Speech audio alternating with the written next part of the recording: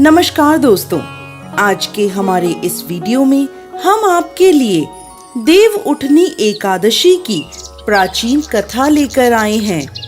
एक समय की बात है, किसी नगर में एक राजा था। उसके राज्य में प्रजा बहुत सुखी थी। एकादशी के दिन उसके राज्य में कोई भी अन्न ग्रहण नहीं करता था और ना ही अन्न को बेचता था। सभी लोग फलाहार करते थे। एक बार भगवान श्री हरि ने राजा की परीक्षा लेनी चाहिए। तब भगवान श्री हरि एक सुंदर स्त्री का रूप धारण करके सड़क पर बैठ गए। जब राजा वहां से गुजरा तो उसने उस स्त्री को देखा। उसकी सुंदरता को देखकर राजा चकित रह गया।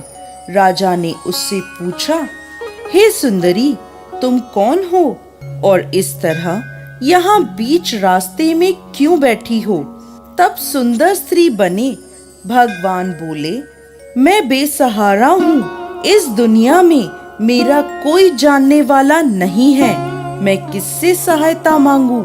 राजा पहले ही उसके रूप पर मोहित हो चुका था, तो उसने उस सुंदरी से कहा, तुम मेरे साथ मेरे महल में चलो और मेरी रानी बनकर रहो। यह सुनकर वह सुंदरी बोली, मैं तुम्हारी बात मान लूंगी, पर तुम्हें इस राज्य का अधिकार मुझे सौंपना होगा। राज्य पर मेरा पूर्ण अधिकार होगा। मैं जो भी बनाऊंगी तुम्हें खाना होगा। राजा उसके रूप पर मोहित था, इसलिए उसने उस सुंदरी की सभी शर्तें स्वीकार कर लीं और उस सुंदरी को अपने महल में ले गया और उससे विवाह कर उसे रानी बना लिया। अगले ही दिन देव उठनी एकादशी थी। उस सुंदरी ने सभी को आदेश दिया कि बाजारों में बाकी दिनों की तरह अन्न बेचा जाए। उसने महल में मांसाहारी भोजन पकवाया तथा परोसकर राजा को खाने के लिए कहा। यह देखकर राजा बोला, रानी, आज देव उठनी एकादशी है, मैं तो केवल फलाहार करूंगा। तब उस सुंदरी ने अपनी शर्त राजा को याद दिलाई और कहा, ये खाना आपको खाना होगा, नहीं तो मैं बड़े राजकुमार का सर कटवा दूंगी। यह सुनकर राजा बहुत दुखी हुआ और उसने अपनी स्थिति अपनी बड़ी रानी से कही। तब बड़ी रानी बोली, महाराज, धर्म ना छोड़ें, बड़े राजकुमार की बलि दे दें।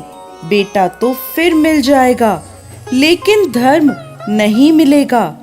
ऐसा कहकर बड़ी रानी रोने लगी। तभी बड़ा राजकुमार वहां आ गया। माँ की आंखों में आंसू देखकर राजकुमार ने अपनी माँ से रोने का कारण पूछा। तब बड़ी रानी ने राजकुमार को सारी बात बता दी। इस पर राजकुमार बोला, मैं सिर कटवाने के लिए तैयार हूँ। पिताजी के धर्म की रक्षा जरूर होगी। राजा दुखी मन से राजकुमार का सिर देने के लिए तैयार हो गया। तब उस सुंदर स्त्री के रूप में भगवान विष्णु ने प्रकट होकर असली बात बताई और कहा, हे राजन, तुम इस कठिन परीक्षा में उत्तीर्ण हुए हो। भगवान ने प्रसन्न मन से राजा को वर मांगने के लिए कहा। तब राजा बोला, हे प्रभु, हमारे पास आपका दिया सब कुछ है। आप हम पर अपना आशीर्वाद बनाए रखें और हमारा उद्धार करें। उसी समय वहां एक विमान उतरा। राजा ने बड़े राजकुमार को राज्य सौंप दिया और विमान में बैठकर परम धाम को चला गया। हे भगवान विष्णु, जैसे आपने राजा का उद्धार किया, उसी प्रकार इस कथा को सुनने वाले, पढ़ने वाले, हुंकारा भरने वाले सभी पर कृपा करना।